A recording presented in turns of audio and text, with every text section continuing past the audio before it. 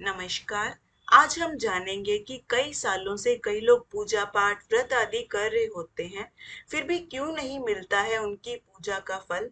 दोस्तों, हर इंसान के जीवन में कोई ना कोई परेशानियां जरूर होती हैं। कई बार परेशानियां इतनी ज्यादा हो जाती हैं कि इंसान खुद में घुटने लगता है और इन परिस्थितियों से निकलने के लिए भगवान की शरण में जाता है, पूजा पाठ व्रत आदि करता है, लेकिन पूजा पाठ का फल ही नहीं मिलता। इंसान अपनी परेशानियों से बाहर ही नहीं निकल पाता। तो दोस्तों, इसका कारण कोई और नहीं बल्कि हम आप ही होते हैं। अक्सर कई बार लोग पूजा अर्चना के दौरान कुछ ऐसी गलतियां कर बैठते हैं जिसके कारण उनकी मनोकामना पूरी नहीं होती। तो चलिए जानते हैं इनके बारे में। सबसे पहला है कि हमेशा एक ही समय पर पूजा पाठ करें। जैसे आप हनुमान जी का, दुर्गा माता का या शिव जी का कोई पाठ रोज करते हैं या मंत्र जाप करते हैं, तो ये आप अपनी सुविधा के अनुसार नहीं करेंगे कि जब भी आपको समय मिले आप कर ले। हमेशा एक ही समय पर करें। माना जाता है कि जिस एक समय पर आप रोज पूजा पाठ करते हैं, उस समय पर भगवान आपका इंतजार करते हैं। जिस देवी देवता की आप आराधना करते हैं, इससे वो शक्ति जागृत होने लगती है। अगर एक समय पर पूजा नहीं करते, तब भी पूजा पाठ का फल नहीं मिलता। इसके अलावा एक ही जगह पर पूजा पाठ मंत्रों का जाप करें और इष्ट देव भी हमेशा एक ही होने चाहिए। दोस्तों, कोई भी पूजा पाठ, अनुष्ठान, जाप, व्रत कर रहे हैं तो संकल्प जरूर लें। पूजा से पहले अगर संकल्प ना लिया जाए तो उस पूजन का पूर्ण फल प्राप्त नहीं होता। मान्यता है कि संकल्प के बिना की गई पूजा का सारा फल इंद्र देव को मिल जाता है। एक बार पूजन का संकल्प लेने के बाद उस पूजा को पूरा करना आवश्यक है। इस परंपरा से हमारी संकल्प शक्ति मजबूत होती है, विपरीत परिस्थितियों का सामना करने का साहस प्राप्त होता है। उद्यापन के समय भी ये जरूर बोलें, हे भगवान, आपकी कृपा से जिस व्रत का संकल्प लिया था वो पूर्ण हो गया। आप हमारी मंगल कामना पूरी करें। पूजा में साफ सफाई का विशेष महत्व होता है। पूजा करने से पहले स्नान करके स्वच्छ वस्त्र धारण करके ही बैठना चाहिए। जिस स्थान पर पूजा कर रहे हैं, वहां साफ सफाई का ठीक से ध्यान रखना चाहिए। हमेशा आसन पर बैठ के ही पूजा पाठ मंत्र जाप करें। उस आसन को सिर्फ आप ही इस्तेमाल करें, अन्य कोई नहीं।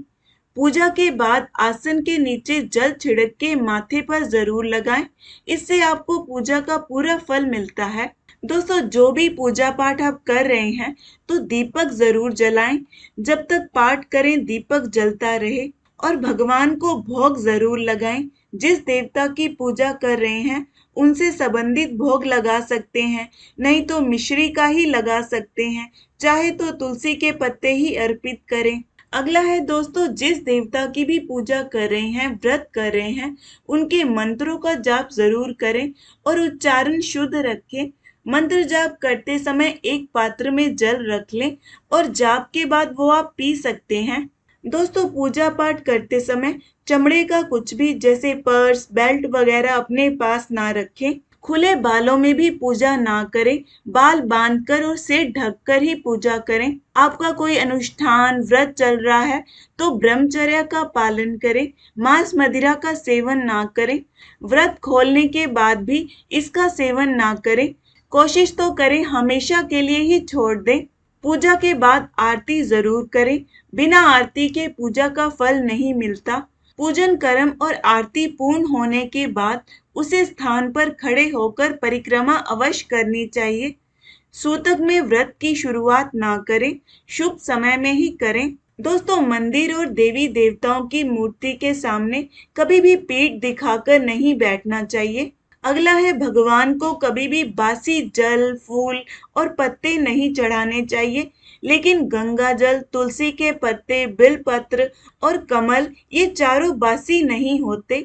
इनका उपयोग पूजन में किया जा सकता है। दोस्तों, वायु पुराण में कहा गया है कि स्नान के पश्चात ही पूजा के लिए फूल पत्ते तोड़ें। बिना स्नान करे जो व्यक्ति फूल या तुलसी तोड़ता है, भगवान उसे ग्रहण नहीं करते।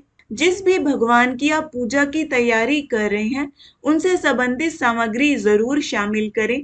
अगर पूजा के समय कोई सामग्री छूट जाए, किसी सामग्री की कमी रह जाए, तो परेशान ना होएं या पूजा बीच में ना छोड़ें। ऐसे में भगवान को चावल और फूल चढ़ाएं और मन में उस चीज का ध्यान करें।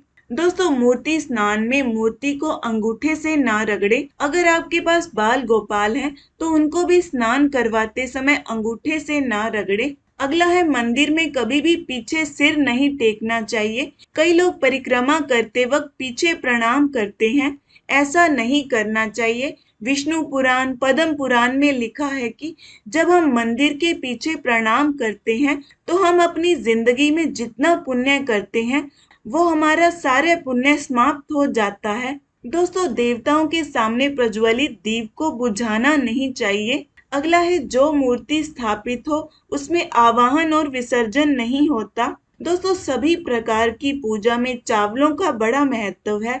शास्त्र कहते हैं कि पूजन के लिए ऐसे चावल का उपयोग करना चाहिए जो अखंडित यानी टूटे हुए ना हो।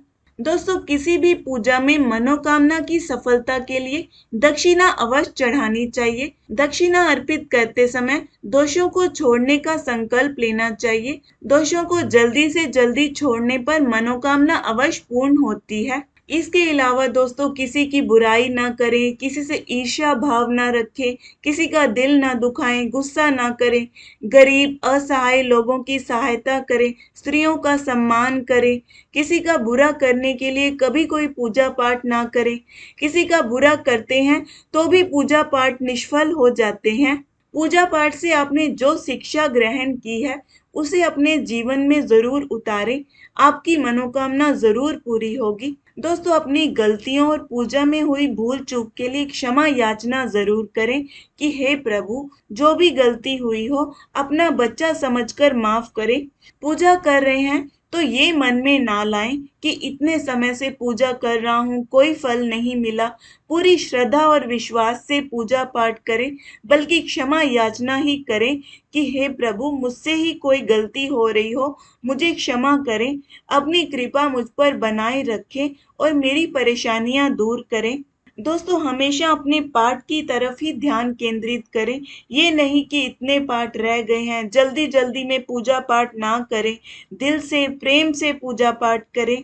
कई लोगों का प्रश्न होता है कि कई सालों से हनुमान जी की पूजा कर रहे हैं, मनोकामना पूरी नहीं हुई। बाकी सब नियमों का तो ध्यान रखना ही है, कुछ अन्य बातों का भी ध्यान रखें। हनुमान जी की पूजा करें तो पहले श्री राम का ध्यान और स्मरण जरूर करें। जैसे आप हनुमान चालीसा का पाठ कर रहे हैं, तो 11 या 21 बार पहले जय श्री राम या ओम राम रामाय नमः मंत्र का जाप जरूर करें। किसी मनोकामना की पूर्ति के लिए हनुमान चालीसा का पाठ कैसे करें, इसका लिंक डिस्क्रिप्शन में दिया है, आप देख सकते हैं। दोस्तों, भगवान विष्णु और उनके अवतारों को तो तुलसी अर्पित करना जरूरी होता ही है। साथ ही हनुमान जी को भी तुलसी अर्पित की जाती है। रामायण में एक प्रसंग मिलता है कि एक बार सीता माता की रसोई में हनुमान जी भोजन ग्रहण कर रहे थे, लेकिन उनका पेट नहीं भर रहा था। फिर सीता माता ने उन्हें एक तुलसी का पत्ता खाने को दिया। इसे खाते ही उनका पेट भर गया। तो तुलसी जरूर उन्हें अर्पित करें। हनुमान जी की पूजा, कोई भी उपाय या अनुष्ठान मंगलवार के दिन से शुरू किया जाए तो ज्यादा अच्छा रहता है। दोस्तों, शास्त्रों में इस बात का उल्लेख मिलता है कि जो व्यक्ति हनुमान जी की पूजा करे, उसे शाकाहारी चीजों का सेवन करना चाहिए और अच्छा आचरण करना चाहिए। अगर आप नियमित रूप से हनुमान जी की पूजा करते हैं, तो मांसाहार, शराब का त्याग कर देना चाहिए। दोस्तों, एक और बात का ध्यान रखें, प्रार्थना करते समय हमारा ध्यान भगवान की भक्ति में होना चाहिए, ना कि अपनी मनोकामना की ओर। अगर आप सच्चे मन से भगवान की भक्ति करेंगे, तो मनोकामना जरूर पूरी होगी। दोस्तों, अगर आप पूरे विधि विधान से पूजा पाठ कर रहे हैं, सब नियमों का पालन कर रहे हैं, फिर भी फल नहीं मिलता, तो हो सकता है आपके पिछले जन्म के कर्मों का फल हो।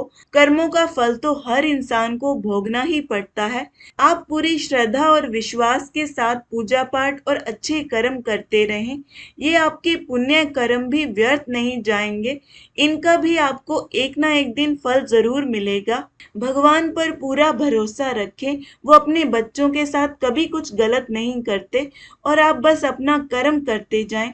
पूजा के सारे विषय, संकल्प कैसे लें, आसन कैसा इस्तेमाल करें, दीपक, आरती, परिक्रमा और अन्य सब विषयों के ऊपर 2 पार्ट्स में वीडियो बना के संपूर्ण जानकारी दी है। इनका लिंक डिस्क्रिप्शन में दिया है, आप देख सकते हैं। आशा करती हूँ ये वीडियो आपको अच्छा लगा होगा। धन्यवाद।